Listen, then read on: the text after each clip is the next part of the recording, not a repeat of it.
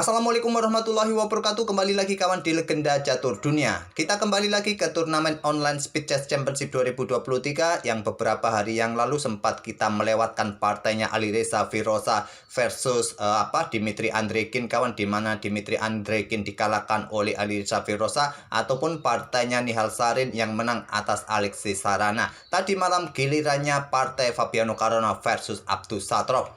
Dan menurut jadwal kawan, nanti malam ada dua partai, yaitu Maxim Lagrave akan berhadapan dengan Domara Djokovic dan Magnus Carlsen akan berhadapan dengan Vidit Santos Gujrati nanti malam. Tapi terlebih dahulu kita akan mengulas permainan partai Fabiano Caruana versus Abdus Satrov, di mana Caruana unggul 13,5 10,5 atas Abdus Satrov. Pada game-game pertama kawan, dalam permainan 5 menitan, Caruana ini sempat tertahan oleh Abdus Satrov sampai game keempat. Abdus Satrov unggul 1 game pada game kedua, kemudian Caruana membalas 3 game berturut-turut di game kelima, ke-6, dan ke-7, dan Abdus Satrov membalas di permainan 3 menitan pada game ke-14. Caruana juga sempat memperlebar jarak pada game ke-10, 11, 12. Kemudian Abdus Satrov membalas kembali pada game ke-14, mendapatkan 5 kali kemenangan berturut-turut dalam permainan 3 menitan dan permainan bulat kawan. Tapi setelah di total skornya adalah 13,5 untuk Caruana dan 10,5 untuk Abdus Satrov. Nanti Caruana ini akan berhadapan dengan Nakamura kawan di babak quarter final. Dan untuk game yang akan kita ulas ini tentu permainan Caruana kawan melawan Abdus Satrov. Saya pilih game kelima terlebih dahulu. Baru nanti sore akan kita ulas game ke-7 dalam permainan 5 menitan increment 1 detik. Terlebih dahulu game kelima yang akan kita ulas, Fabi Pegang Putih. Mengawali dengan pembukaan Inggris pion C4. Pion C5, variasi simetrikal dari pembukaan Inggris pion C4 kawan. Setelah kuda C3, Abdus Satrov juga mengikuti dengan kuda C6. Pion G3, Abdus Satrov juga mengikuti dengan pion G6, gajah G2, Abdus Satrov juga gajah G7. Setelah pion E3 ditiru juga oleh Abdus Satrov dengan pion E6. Kita temui pembukaan Inggris pion C4 dengan variasi ultra simetrikal. Tapi setelah pion B3 ini kawan, Abdus Satrov tidak melanjutkan dengan pion B6, mengikuti copy paste tidak lagi kawan, melanjutkan pengembangan kuda G ke E7. Agar kawan diagonal gelap panjang bagi gajah ini tetap terbuka. Kalau ke F6 ya terblokade. Tujuan yang lain adalah untuk backup petak D5-nya nanti pertarungan di petak D5. Gajah A3, lanjut Fabi menyerang pion ini kawan, dipertahankan dengan menteri A5. Jaga pion, berbalik ancam gajah, ancam kuda bersama gajah di sini kawan. Gajah mundur ke B2, jaga kudanya. Kemudian Abdus Satrov langsung rokade. Kuda F3 berikutnya rokade, dan sekarang diagonal ini tertutupi oleh kudanya sendiri. Jadi kontrol pada petak D5 sedikit berkurang. Sekarang langsung dobrak petak D5 Abdus Satrov. Rokade kawan. Kemudian benteng dikeluarkan ke lajur D. Pion A3 kontrol petak B4. Di sini menteri langsung mundur ke C7. Benteng C1 lanjut Fabi. Kemudian di sini ada kesempatan pion hitam ini didorong. Menurut stokis langkah ini cukup bagus juga kawan untuk mendapatkan ruang. Baku hantam di sini dan bisa dilanjut diambil balik oleh pion C ganggu kuda. Mungkin di sini kuda akan lompat ke petak B5, baru menteri bisa bergeser. Mungkin pion C5 akan dilanjutkan oleh putih untuk dukungan bagi kudanya nanti ke petak D6. Di sini kuda bisa manuver kawan ke petak F5. Sangat bagus posisi pion ini mendapatkan ruang di area baris keempat putih. Memilih dengan langkah menteri ke D7 langsung, dan di sini Fabi melanjutkan membuka permainan dengan pion C pukul pion D5.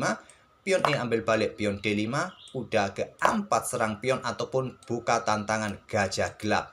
Diterima langsung oleh Abdus Satrov, gajah pukul gajah B2, diambil balik oleh kuda. Menteri ke D6 jaga pion. Dan di sini ada kuda D3, kembali tekan pion. Pion B6 backup pionnya kawan. Kemudian ada kuda F4 di sini. Gajah A6 serang benteng, benteng bergeser ke E1, benteng AC8, ada pion H4, dan di sini gajah mundur ke B7, lanjut Abdus Satrov, pion D3 kawan, menteri bergeser ke F6, mencoba menusuk ke belakang, baris kedua dari putih, dihadang oleh menteri D2, benteng diangkat naik ke C7, persiapan doubling mungkin, ada pion D4, tantang Fabi. Untuk dukungan juga bagi kudanya kalau ingin lompat kawan, maksud saya kuda ini lompat ke petak E5, dan di sini kuda A5 serang pion, ada benteng C3. Pion C4 tantang Abdus Satrop, dan di sini Stockfish menyarankan baku hantam diterima kawan, dan mungkin akan dilanjutkan oleh benteng. Kemudian kuda ini lompat ke petak E5 ancam benteng yang memaksa pertukaran benteng, pukul benteng diambil balik oleh menteri. Mungkin hitam akan melanjutkan, menteri ini bergeser ke petak D6. Melanjutkan dengan langkah pion B4, kuda A lompat ke C6 kembali, dikejar lagi dengan pion B5, kuda lompat lagi ke A5, ada kuda E5 sekarang. Karena kontrol sudah ditinggalkan oleh kuda hitam, posisi kuda putih sangat bagus di peta E5. Gajah mundur ke C8, mencari area yang lebih terbuka ketimbang di diagonal terang panjang yang terblokade oleh pionnya sendiri di lajur D. Kemudian ada pion A4, gajah E6 di sini, ada menteri bergeser ke B2 lanjut Fabi, kemudian kuda ke B7. Stockfish menyarankan gajah ini mondar-mandir ke petak C8 kawan, tapi memilih kudanya ke B7. Tujuannya sangat jelas untuk mencapai petak E4 nanti. Dan di sini pion E4 merupakan pilihan terkuat. Jangka panjangnya tidak memberikan kesempatan kuda ini manuver sampai petak E4. Dan dengan pion E4 ini kawan, nanti memungkinkan untuk memenangkan satu pion. Saya sedikit akan tunjukkan variasi jalur ini kawan. Diterima pion D pukul pion E4, maka kuda ambil gajah terlebih dahulu di petak E6, menteri ambil balik, benteng ambil balik pion E4. Persiapan discover untuk mendapatkan benteng, menteri mungkin akan mundur kawan untuk menghindari discover itu, dan di sini bisa berlanjut benteng ambil pion ini kawan.